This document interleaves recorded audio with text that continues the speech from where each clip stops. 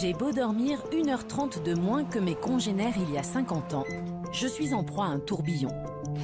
Pourtant, je cuisine plus vite, je garde plus rapidement un environnement propre. Mais comme 80% des Européens, je manque de temps. Alors que tout va plus vite, les transports, les communications, comme eux, je n'ai jamais eu autant le sentiment de courir après le temps qui file. Je suis allée à Lyon, à Caen, à Nancy, à Paris, partout, ce même sentiment d'urgence permanent. C'est quoi, je manque dans une journée? Ouais, de temps. De temps. J'ai pas le temps, désolé. De temps. Oui, c'est surtout ça, ouais. Ça c'est sûr. Il y a plein de choses à faire et puis on court tout le temps. C'est un cercle vicieux, le règne du toujours plus. Le temps que nous avons gagné grâce aux innovations technologiques, nous l'avons réinvesti pour en faire toujours davantage.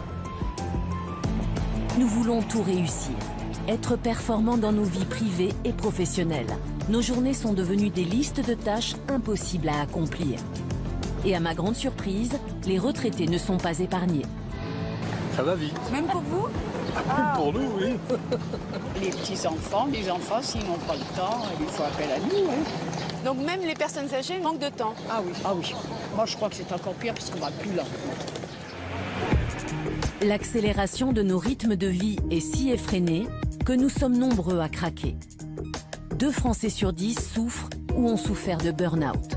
Notre consommation d'antidépresseurs n'a jamais été aussi forte. À traverser sa vie ventre à terre, à trop tirer sur la corde, elle rompt. Hélas, on est toujours dans ce credo de l'époque qui dit que aller vite, en faire beaucoup, réagir rapidement, ce sont des valeurs, ce sont des vertus, ce ne sont pas des valeurs. La réactivité, ce n'est pas une valeur, c'est un comportement, c'est une attitude. Parfois c'est adapté, parfois ça ne l'est pas, et parfois c'est meurtrier. La santé psychologique, c'est ralentir, s'alléger. Ralentir. Ce serait donc la solution pour garder à distance stress, dépression et burn-out. Rappelez-vous la fable du lièvre et de la tortue. Qui gagne à la fin? La tortue et son allure de sénateur. Le lièvre a cru qu'en courant, il pourrait multiplier les tâches.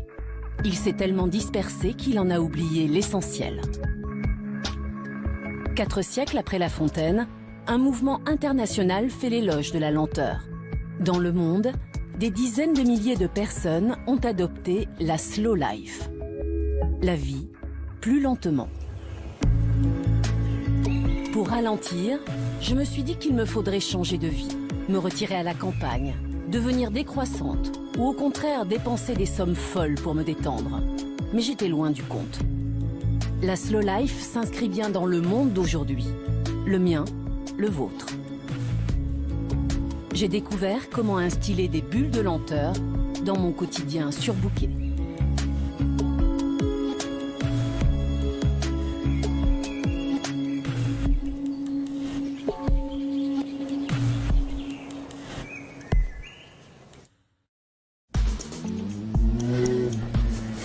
Ma plongée dans le monde du slow débute à 7h30 du matin. L'heure de pointe sur les routes, dans les transports en commun. L'heure où l'on presse le pas pour ne pas être en retard au travail. Certainement pas l'heure de prendre son temps. Et pourtant. Pascale Gary a 55 ans. Son travail commence à 8h30 dans une société d'HLM. Depuis 2 ans, elle a changé ses habitudes. Elle se réveille une demi-heure plus tôt. Comme 10% des Français, Pascale a choisi de se rendre à son travail à pied. Et ce n'est pas la porte à côté. Elle a 5 km à parcourir, 1 heure de marche devant elle.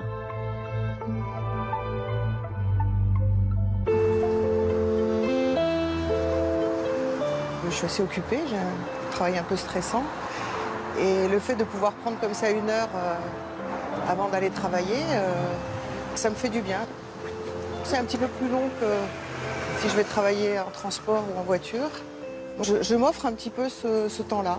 Mais c'est pas du temps perdu parce que c'est un moment à moi, il se passe rien de spécial. C'est une bulle, c'est un moment à part. Mais c'est une bulle qui m'enferme pas. Je regarde les rues, les façades. Je regarde les arbres aussi. J'entends les oiseaux parfois aussi. Et puis le téléphone, je regarde pas mes messages et je réponds pas. Quand je vois ça, je préfère être là où je suis. Ça donne pas envie. Difficile pour moi de me lever plus tôt encore. Mais en 2 clics, je découvre que je peux m'offrir chaque matin cette bulle de lenteur. Pour me rendre de mon domicile à mon bureau, ce site m'indique que cela me prendra 13 minutes en voiture. Mais impossible de se garer. 21 minutes en métro. Et à pied, 21 minutes aussi. Marcher ne me demandera donc pas plus de temps. Et je peux même en profiter pour tenter d'effectuer les 10 000 pas nécessaires chaque jour pour être en bonne santé. Le marché ne passant jamais à côté d'une tendance, des applications me proposent de compter mon nombre de pas et les calories dépensées. Les yeux rivés sur mon téléphone, j'ai failli rater la pause café de 3 minutes que Pascal s'offre pendant sa marche matinale. Je compte pas le nombre de pas, je compte pas le nombre de kilomètres, parce que à ce moment-là, je suis pas dans quelque chose qui relève de la performance. Ça collerait pas avec l'esprit dans lequel je suis pendant cette marche.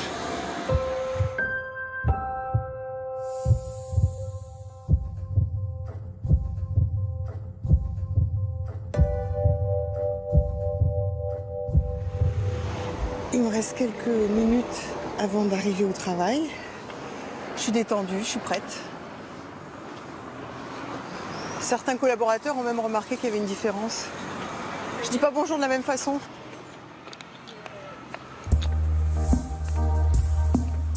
Une fois franchie la porte de notre lieu de travail, l'urgence est de tous les instants.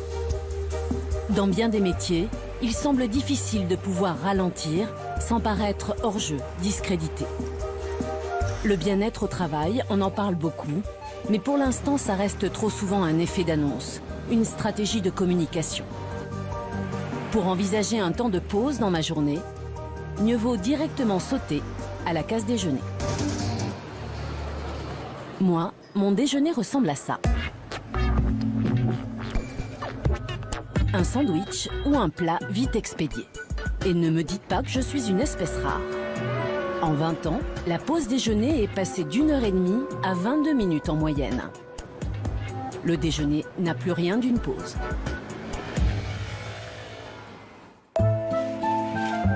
Avant de découvrir la slow life, j'avais vaguement entendu parler de la slow food. La slow food propose que ce que l'on mange soit cultivé, cuisiné et dégusté avec le temps nécessaire pour le faire. Sortis des grands repas de famille ou entre amis, nous perdons notre plaisir de nous alimenter. Pour nous reconnecter à notre corps, il faut prendre le temps de manger. C'est ce que le docteur Cocolle, nutritionniste, tente d'inculquer à ses patients. Audrey Bourguignon est infirmière dans un hôpital parisien. Infirmière, un métier sous pression, ses repas sont toujours expédiés. Alors racontez-moi cette alimentation un petit peu. C'est vrai que c'est plutôt la va-vite. Donc après, effectivement, on a tendance à se sentir plutôt lourd. Hein, parce que j'ai vraiment le sentiment de ne pas pouvoir digérer correctement. Parce que vous avalez, vous trouvez, ou vous mâchez dans le peu de temps qui vous est imparti? Je pense plutôt que j'avale, oui. Donc vous mastiquez pas forcément? Non, même quasiment pas du tout. Et si je vous interrogeais 2 heures après, est-ce que vous seriez capable de me dire le menu exact de ce que vous avez ingéré? Pas sûr. Ah ouais, donc c'est intéressant. Donc vous mangez de façon automatique. Donc vous remplissez là. Oui, je pense que oui. C'est plus par nécessité que par plaisir, là. D'accord. Il faudrait que vous puissiez manger plus lentement, donc il faut prendre du temps. 20 minutes en mastiquant, en broyant les aliments pour créer ce qu'on appelle le bol alimentaire. C'est-à-dire que l'aliment doit être entouré de salive. Ça donne le temps au cerveau d'analyser en temps réel ce que vous êtes en train de porter en bouche. Oui. Ça procure du plaisir alimentaire. Et je me sentirai moins ballonné comme ça? Vous vous sentirez moins ballonné et vous pourrez même perdre du poids avec ça. D'accord. Simplement, sans faire de régime, c'est du comportement alimentaire. On est dans une époque zapping où on va trop vite dans les choses.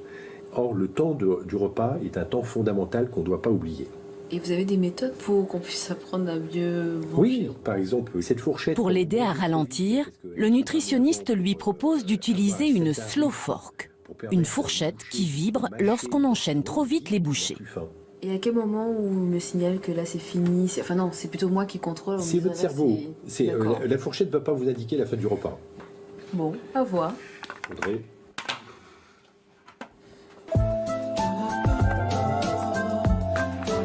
Avons-nous à ce point perdu nos intuitions pour avoir besoin d'une fourchette qui vibre afin de retrouver le plaisir de manger tranquillement? À peine sortie du bureau de son nutritionniste, Audrey profite de son jour de repos pour tenter de manger plus lentement. C'est l'heure de vérité. Ça fait bizarre de se dire que c'est surveillé.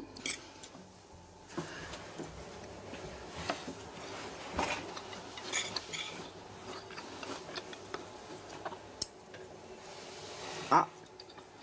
Bon, bah, j'ai déjà un rappel à l'ordre dès la première bouchée. C'est pas très sympa.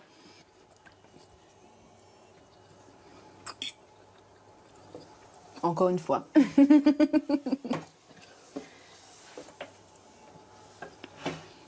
J'avais l'impression de manger vite, mais je n'avais pas réalisé que c'était autant. Je pense que ça va pas être facile en fait. Là, vous pensez plus au goût, à ce que vous mangez, ou est-ce que la fourchette vibre? Donc là, je fais plus attention à la fourchette, mais je réalise que j'arrive à mâcher un peu plus et ressentir un peu mieux la texture des aliments.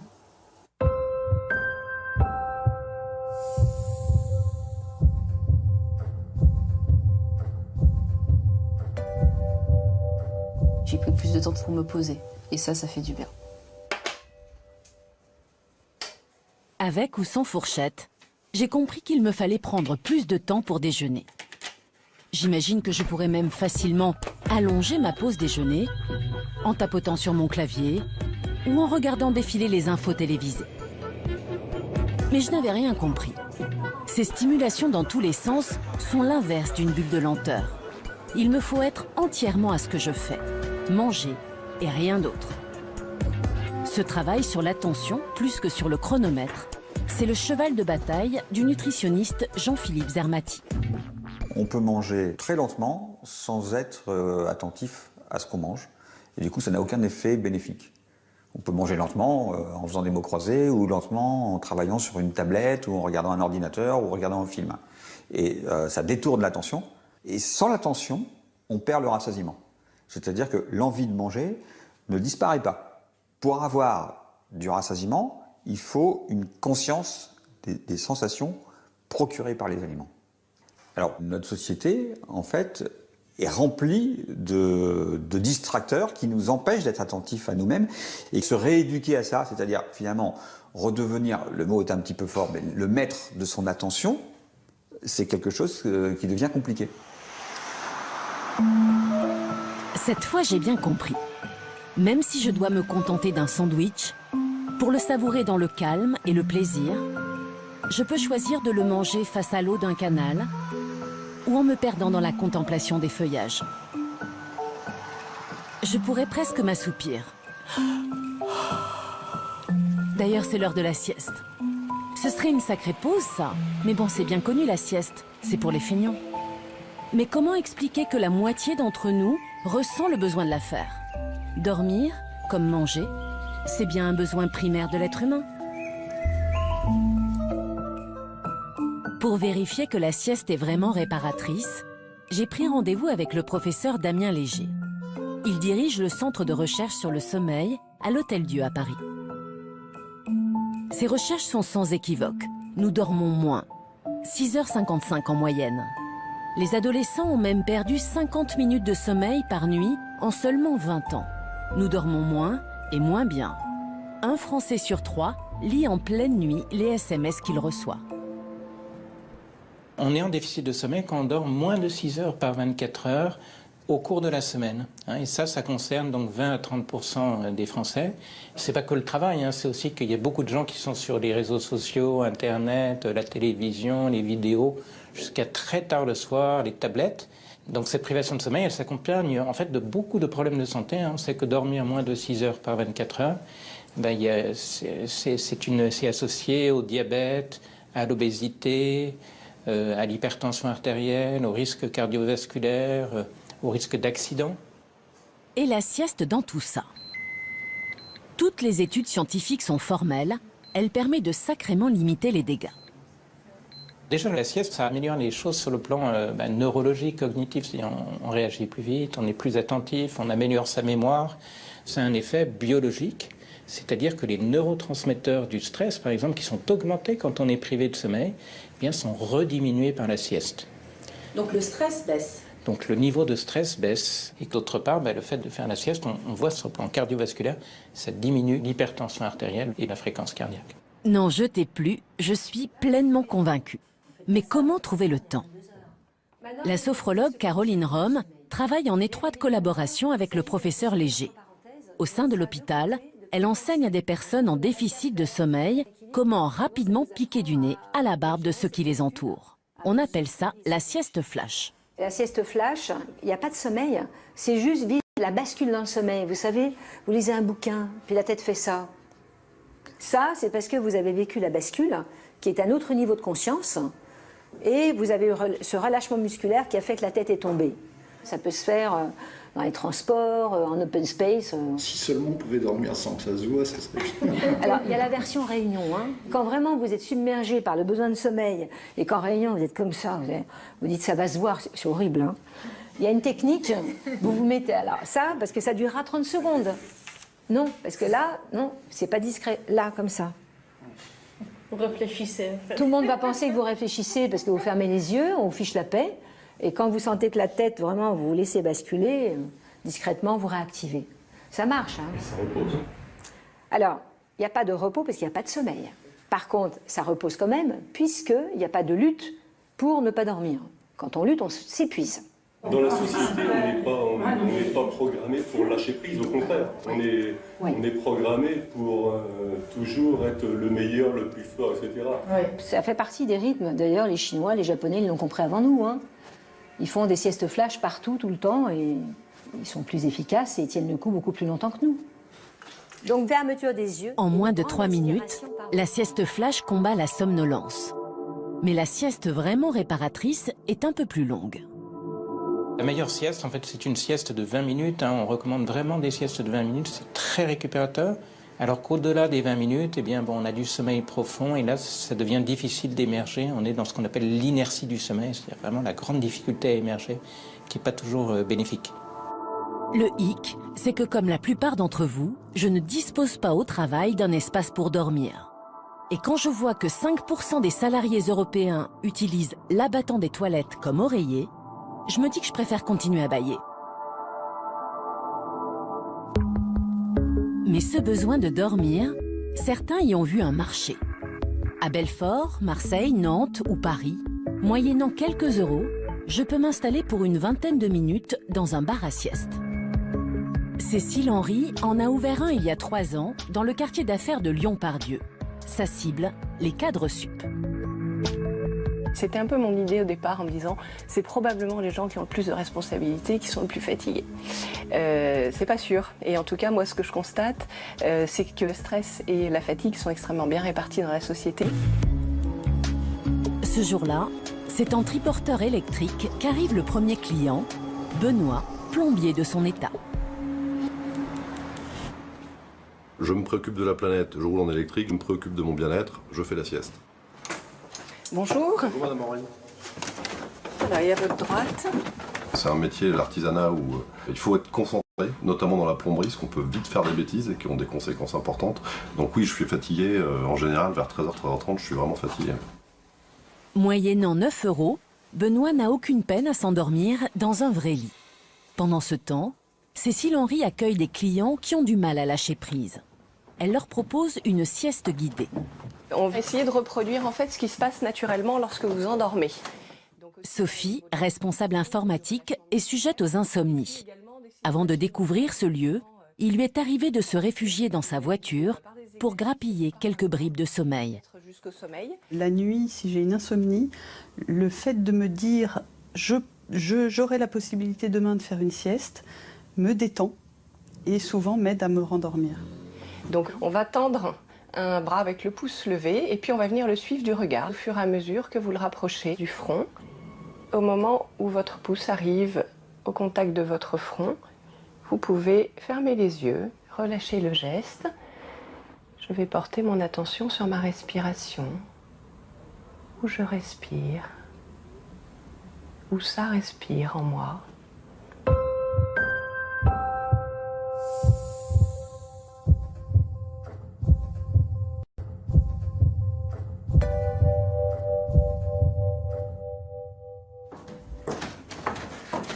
En 45 minutes, ce n'est pas si long, Sophie prend le temps de satisfaire 2 besoins essentiels, dormir et manger. J'aurais pu ne plus aller dormir quand j'ai sommeil. Maintenant, ça fait partie d'une philosophie de vie, hein, d'apprendre à s'écouter, répondre à nos besoins naturels par des solutions naturelles et pas par des médicaments ou par des choses très coûteuses en temps ou en argent. Oui.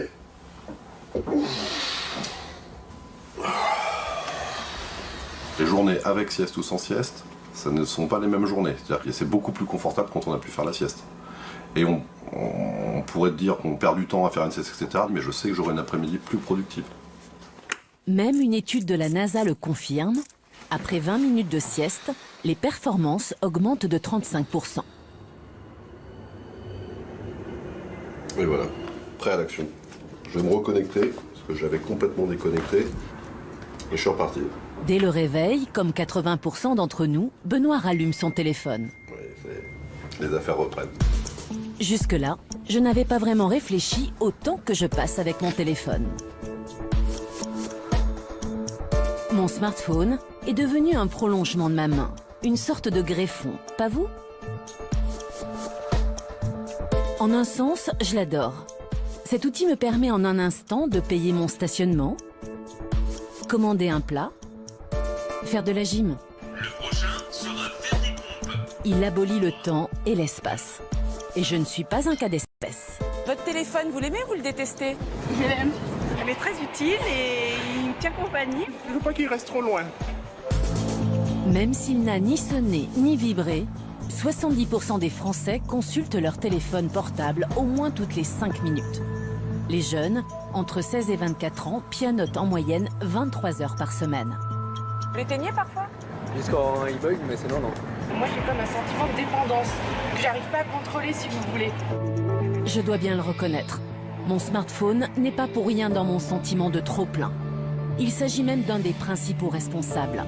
C'est devenu mon meilleur ennemi.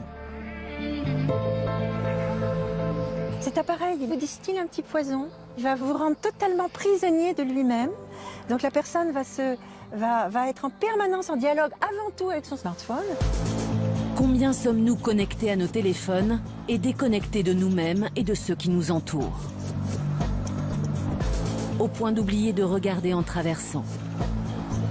De perdre de vue qu'on est à table avec quelqu'un.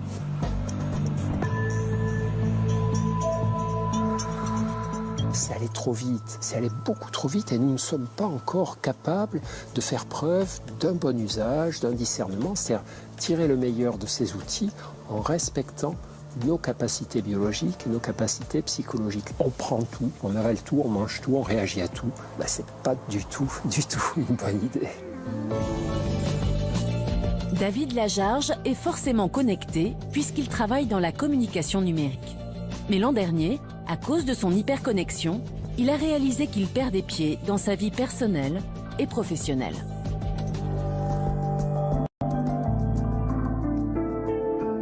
Dans ce parc, comme à tout moment de la journée, il ne quittait pas des yeux son téléphone.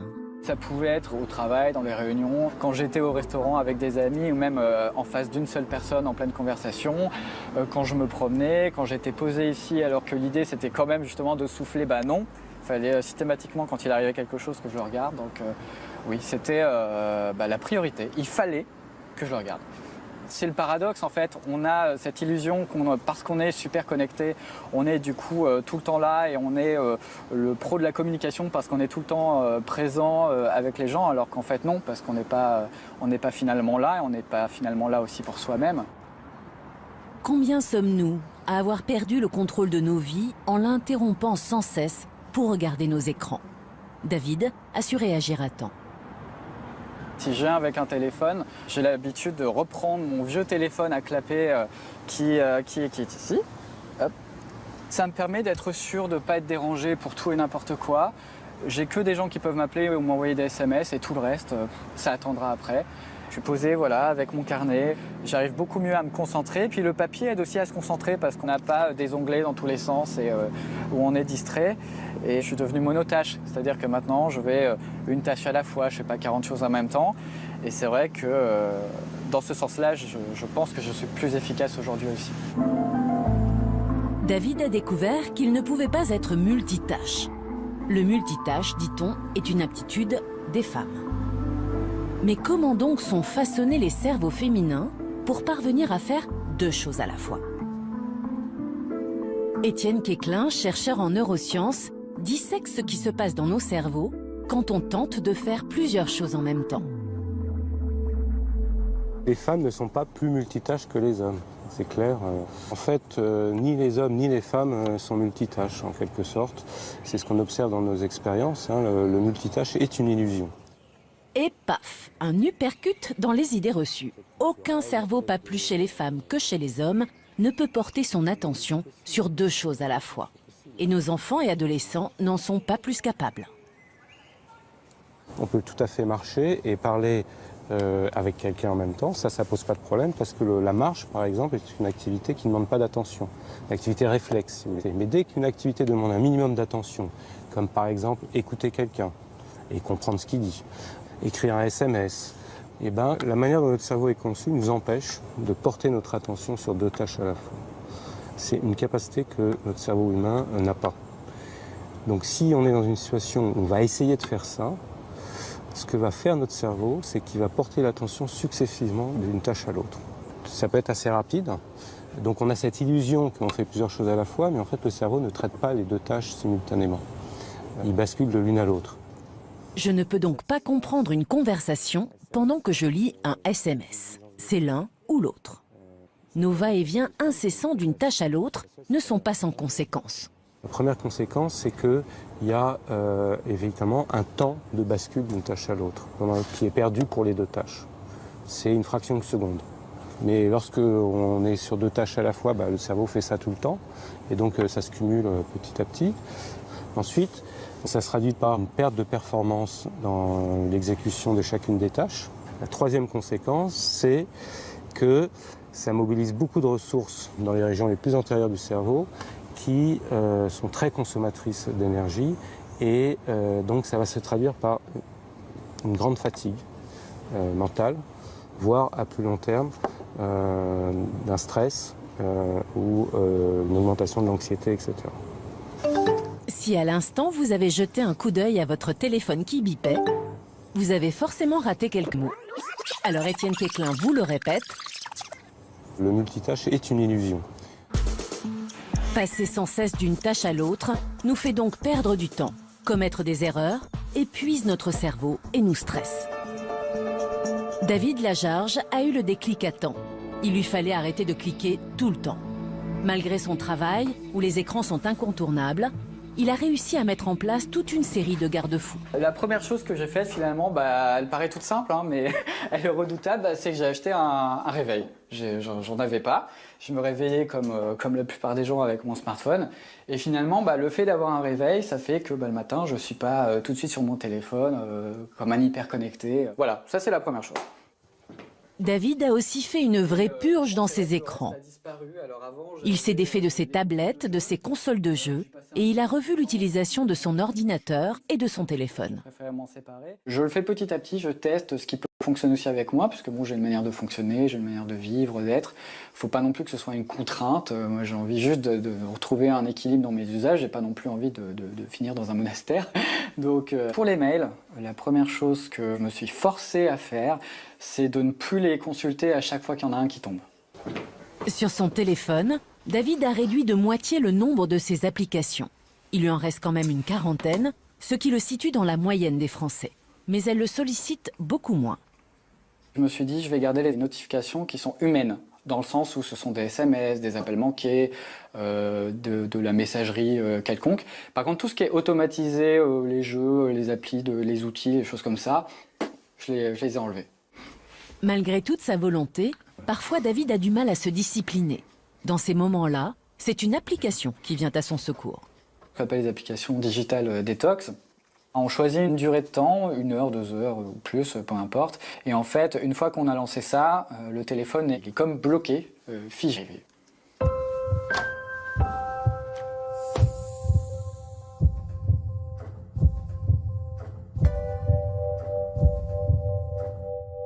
J'ai gagné du temps, c'est tout bête, hein, mais vu le temps qu'on perd à papillonner un peu dans tous les sens, on gagne du temps, et avec ce temps, ça m'a permis de regagner tout ce que j'avais perdu, c'est-à-dire passer du temps avec mes amis, passer du temps avec ma famille, même avec mes collègues, hein, tout bêtement, puis aussi avec moi-même.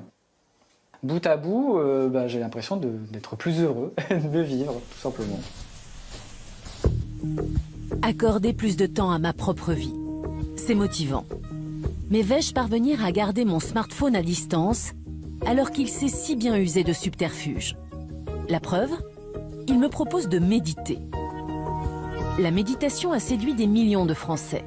Pour méditer, ils sont 400 000 à avoir téléchargé cette application. Je suis face à un paradoxe. Mon téléphone va-t-il me voler mon temps ou m'être utile en me permettant de ralentir? Comme les 8 premières séances sont gratuites, je me lance. Bonjour, je suis ravie de vous accueillir. Après quelques clics, je peux poser mon téléphone et me laisser guider par la voix comme n'importe quel support audio.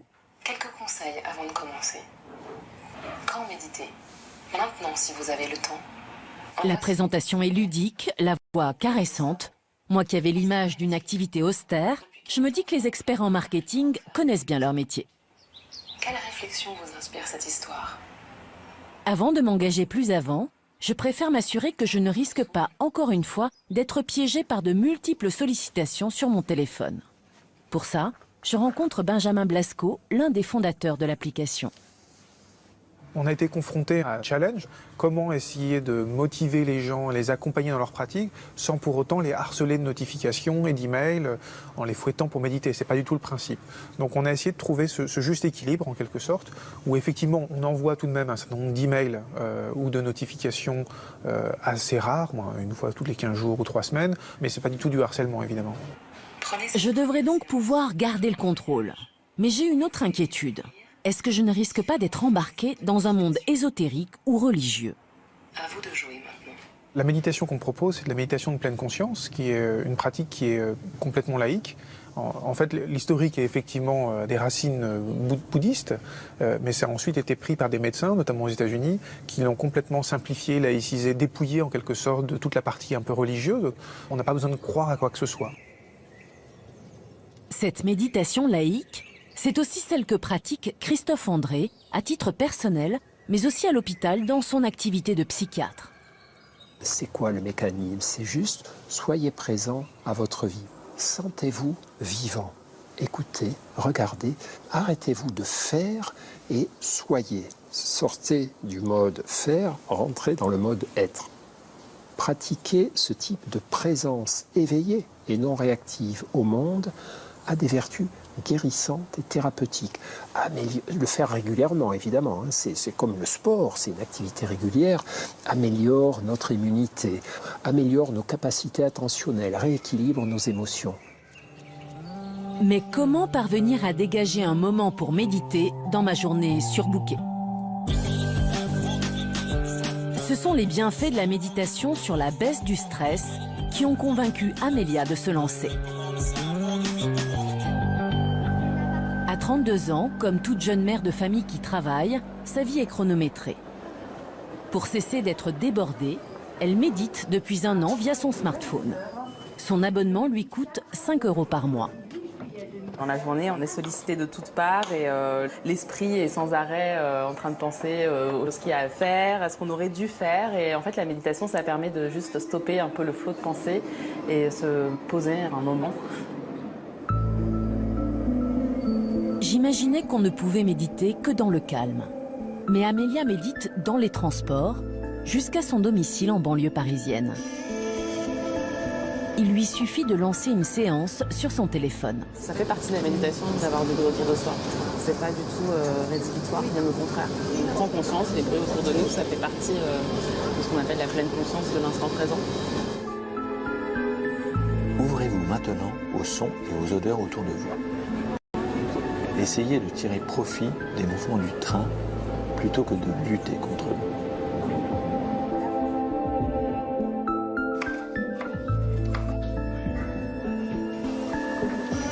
Un petit peu de jambon, un petit peu de courgette. Tu veux une cuillère plutôt? La méditation, ça permet, je pense, de rester concentré sur ce qu'on est en train de faire, qu'il s'agisse d'une tâche au travail ou d'un moment de jeu. Quand je suis en train de jouer, même si mon cerveau va m'amener à penser à la suite de la soirée ou à ce que je dois faire demain, je vais plus facilement me dire « Ok, c'est pas grave, demain c'est demain, maintenant c'est un instant à vivre tout de suite, quoi. Donc on verra plus tard. » Ça fait 10 ans que je suis avec mon mari, donc il a un certain recul sur l'évolution de ma personnalité. Il me dit que je suis plus calme, globalement. Même s'il m'arrive, comme tout le monde, voilà, d'être agacé, stressé par une situation, je gère mieux ces moments-là. Faudrait que tu médites un peu plus. Amélia, malgré sa double journée de maman qui travaille, parvient à trouver chaque jour 20 minutes pour méditer. C'est une question de choix. 20 minutes, on les passe très facilement sur Twitter, sur Facebook ou derrière YouTube. Donc voilà, c'est juste une discipline à acquérir, quoi. Dès que vous constatez que votre esprit vagabonde, notez simplement ce qui vous est passé par la tête. Sans porter de jugement, sans analyser ou réagir.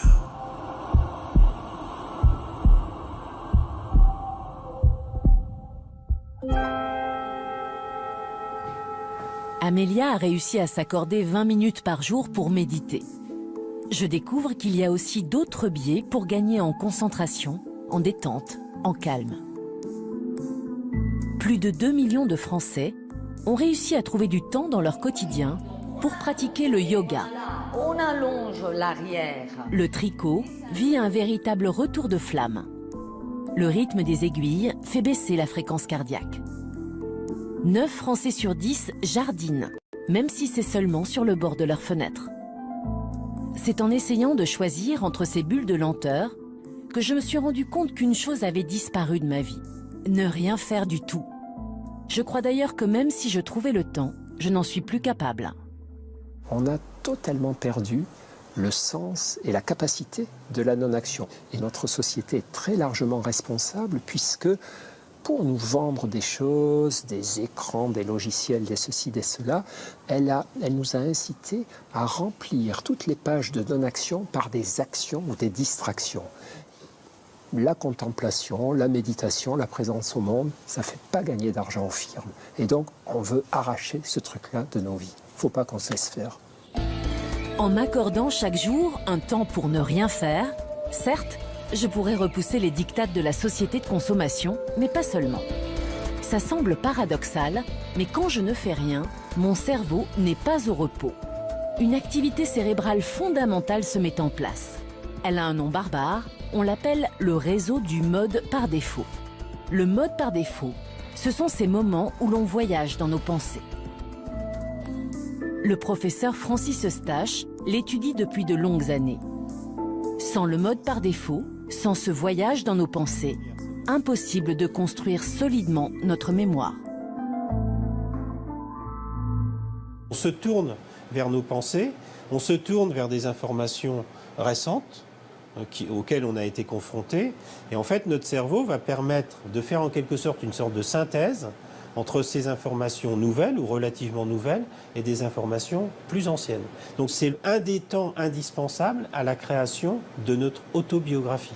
Si on n'a pas ces moments, eh bien notre autobiographie, il va lui manquer des pages en quelque sorte, et surtout il va lui manquer une cohérence d'ensemble. Le problème, c'est que quand j'ai une minute à moi, je prends mon téléphone pour lire, consulter mes réseaux sociaux ou pour jouer. Or, ce sont des stimulations et elles empêchent mon cerveau d'activer ce mode par défaut. Mais si vous êtes hyper stimulé, eh bien, en conséquence, vous allez peu mettre en route, peu mettre en place ce réseau du mode par défaut. Et il faut tenter, si c'est possible, de le protéger. Voilà pourquoi je dois par moment ne rien faire. Une question me taraude, m'affole même. Comment nos enfants et nos adolescents, multiconnectés, hyperstimulés dès le plus jeune âge, vont pouvoir développer ces capacités qui nous sont essentielles. L'enfance ne serait donc plus le temps de l'insouciance et des rêveries. J'ai rencontré Christine Hébert dans sa salle de classe. Elle enseigne en maternelle depuis bientôt 40 ans. Si elle s'inquiète, ce n'est pas seulement en raison de la prépondérance des écrans. En dehors de l'école, nombre de ses élèves ont des agendas de ministres. Le lundi matin, les enfants arrivent maintenant. Ils ont passé un week-end, certes, certainement intéressant et rempli d'activités, mais tellement d'activités qu'en fait, ils n'ont pas pu se poser, ils n'ont pas pu se reposer de leur semaine d'école. Et que donc ils arrivent, ils sont démobilisés, ils sont fatigués, ils ne sont pas prêts à investir une nouvelle semaine où on va leur demander de l'attention, de la concentration, de la réflexion. C'est très louable au départ, mais c'est trop. C'est vraiment souhaitable que les enfants aient des plages de temps où ils puissent se poser, réfléchir, penser, voire s'ennuyer. Ils ont très peur du vide, nos parents actuels. Quand nos enfants n'ont plus rien à faire, on a coupé les connexions Internet, on ne les a pas inscrits à la guitare, au foot, à ceci, à cela, ils nous engueulent. Ils nous disent qu'ils s'ennuient. Et on a l'impression d'être des mauvais parents. Mais si nous abandonnons nos enfants à cette société qui mercantilise leur capacité attentionnelle, eh bien, nous les abandonnons à des troubles de l'équilibre émotionnel, des troubles de l'attention, malheureusement des tendances à l'insatisfaction, à la difficulté à être heureux, à être bien, à parler avec les autres humains. Cette accélération du rythme de leurs enfants, de plus en plus de parents en prennent conscience. Ils décident d'adopter le slow parenting, ou comment recréer des bulles de lenteur pour nos rejetons. Dans la ville de Poissy, Véronique est la mère de 4 enfants âgés de 12 à 17 ans. Chaque jour, à la sortie du collège ou du lycée, les ados convergent vers la maison familiale.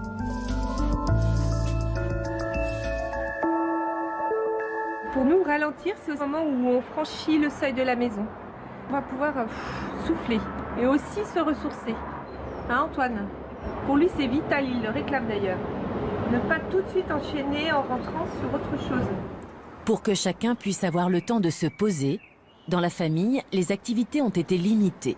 Antoine a arrêté le kung-fu et la clarinette.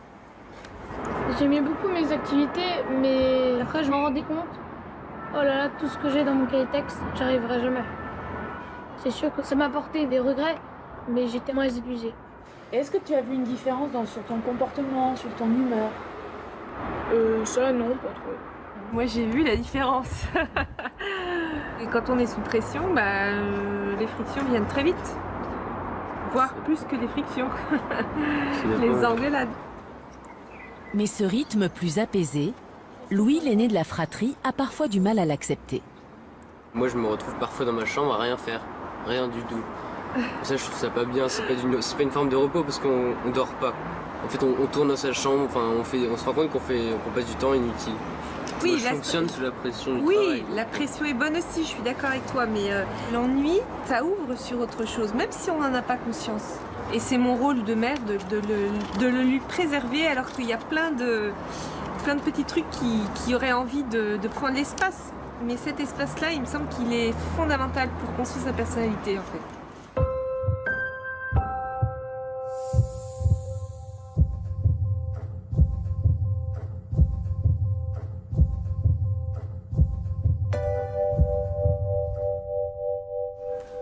L'usage des écrans est évidemment limité.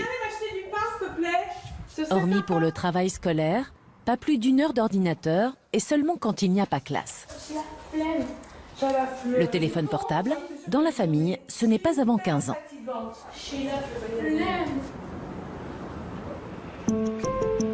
J'ai cru être parvenue au terme de ma découverte du slow. J'ai compris que je pouvais dégager du temps pour satisfaire correctement 2 besoins primaires, manger et dormir. Qu'en m'offrant au quotidien des bulles de lenteur, je pourrais être moins stressée, plus concentrée, présente à ce que je vis. Cela permettra à ma mémoire de se construire, à mes émotions de naître. Mais à ma grande surprise, je me suis aperçue qu'il existe un mouvement slow dans le registre du plaisir. La journée terminée, le slow se glisse sous nos draps, car ces moments-là aussi, nous nous sommes mis à les consommer à toute vitesse. Rencontre express, injonction de performance, il faut jouir à marche forcée. Pourtant, seule une femme sur 2 parvient régulièrement à l'orgasme. Le slow sex m'invite à ralentir pour d'autres sources de plaisir. Un brin sceptique, je me suis quand même laissé tenter. Emmanuelle Duchesne est coach en slow sex depuis 3 ans. Formée aux États-Unis, elle anime des ateliers dans tout l'Hexagone. Une activité confidentielle. En France, ils sont 6 à exercer ce nouveau métier. Je me demande bien ce qu'un coach en slow sex peut m'apporter de plus qu'un sexologue. Dans la sexologie, on parle de dysfonction. On vient parce qu'on a un problème et le sexologue va dire « Ah oui, vous avez un problème ». Et moi, je viens à l'opposé de tout ça parce que les gens viennent et me disent « Je ne suis pas normale, j'ai un problème ». Et moi, je dis « Mais non, toi, tu es toi et tu ressens ce que tu ressens et il n'y a aucun problème là-dessus. Le seul problème, c'est que tu t'es dit que tu devais être comme les autres, qui eux-mêmes se sont dit qu'ils devaient être comme les autres et on est tous à se comparer à un modèle en fait. Et moi, je dis, c'est pas vous le problème, c'est pas vous qui avez un problème, c'est le modèle dans lequel vous essayez de rentrer. Vraiment de laisser venir. La sexologie n'a plus à prouver les services qu'elle rend. Mais voyons donc ce qu'Emmanuelle propose. Donc aujourd'hui, mon intention, c'est vraiment de vous faire repartir avec quelques petits exercices, quelques petits outils que vous pouvez déjà intégrer dans votre vie. L'atelier va durer une demi-journée. Il coûte 50 € à chaque participant. Certains sont célibataires. Geneviève, elle, est venue spécialement de Dordogne. Elle vit en couple depuis 25 ans. Moi, je trouvais que sexuellement, c'était pas passionnant, quoi. Et donc, je m'étais dit, bon, bah tant pis, j'arriverai jamais à mieux, quoi. Bon, après tout, on s'entend bien quand même. Enfin voilà, il y avait une espèce de deuil là-dessus. Et je trouve que les outils qu'on travaille ici sont des outils qui, moi, me font du bien. Et en plus, coup de bol, ça va être mieux pour notre couple. Donc je prends. En fait, un couple est solide si chacun s'occupe bien de soi. Se dévouer et se laisser dévorer par l'autre, c'est pas la bonne piste. Hein. Et donc, je suis là pour moi. En fait, vous allez observer les sensations dans votre corps. La différence, c'est qu'on va intégrer les sensations qu'on va trouver dans notre sexe. L'atelier débute par quelques minutes de méditation. Est-ce qu'il y a au niveau de votre sexe une zone, un endroit que vous ressentez plus qu'un autre? Si c'est le cas, vous allez faire un zoom avec votre attention, comme si c'était un microscope pour aller voir vraiment au cœur de cette sensation-là. Très bien, et puis vous allez pouvoir ouvrir vos yeux, reconnecter avec l'extérieur. Si vous pouvez avoir cette qualité d'attention à votre corps et à votre sexe quand vous faites l'amour, là pour moi vous êtes vraiment dans la conscience et dans le slow sex. Et quand on dit slow, ça ne signifie pas forcément qu'il faut faire tout le temps lentement. Ça veut dire que c'est suffisamment lentement pour être capable de ressentir ce qui se passe dans mon corps à l'instant présent. J'ai des sensations de dilatation en dessous des testicules. Voilà. C'est des sensations assez fines en fait. Mais effectivement, en portant mon attention dessus, j'ai remarqué que oui, c'est là. Ouais. C'est là. C'est vraiment ça. C'est à peine perceptible, mais je lui donne toute mon attention. Et vous allez voir que l'attention agit comme un curseur pour l'intensité des sensations. Donc, dans la sexualité habituelle, on a tendance à augmenter le volume. Donc, la taille du sextoy, mettre plus de lingerie, plus de parfum, plus de je sais pas quoi. Et nous, ce qu'on fait, c'est qu'au lieu de faire tout ça, on augmente l'attention qu'on porte aux sensations, aussi infimes soient-elles. Donc, on va faire l'exercice du désir. L'exercice suivant porte sur l'expression du désir. Comment je peux avoir la sexualité que je veux avoir si je ne sais pas ce que je désire et ce que je veux? Car prend-on encore le temps de désirer et de formuler son désir? Donc ce qu'on va faire, c'est que tu vas me poser une question, tu vas me dire « dis-moi ton désir ». D'accord. Je vais répondre et tu vas répondre « merci ». Ok. Dis-moi ton désir. Te caresser le visage. Merci. Dis-moi ton désir. Avoir les massages. Dis-moi ton désir. Lire du Nietzsche sur la place de la Défense. Dis-moi ton désir. Merci. Marcher dehors plus. Devenir spécialiste des neurosciences. Dire plein de gros mots. Te déshabiller. Merci. Cet exercice, il me panique parce qu'à la fois j'ai l'impression que j'ai zéro désir et en même temps il me rassure parce que quand je gratte, j'arrive en retirer quelques-uns et à commencer à tirer le bout du fil et qu'il y en a d'autres derrière. Comme si je creusais une petite source là et que je déblaye un peu le terrain. Mais c'est long, hein. Il y a un de ces cas, il y a un geyser qui va exploser. C'est ça le jeu, d'accord? C'est de répondre non à chaque fois. Les exercices s'enchaînent, tous différents, avec toujours le même principe qui revient avec force. La clé, c'est d'être à l'écoute de son corps. Et dans le moment présent. Et dans le moment présent, voilà. Au terme de ce cheminement, j'ai compris que le cadre de mon existence restera le même. Le réveil continuera à sonner chaque matin, mais il m'appartiendra désormais de m'offrir par-ci, par-là, ces espaces de lenteur qui ne coûtent rien, ou peu, mais qui sont précieux. Dans nos vies, s'il nous arrive de mettre des euros de côté, on ne pourra jamais épargner les heures. Mieux vaut prendre le temps de les vivre.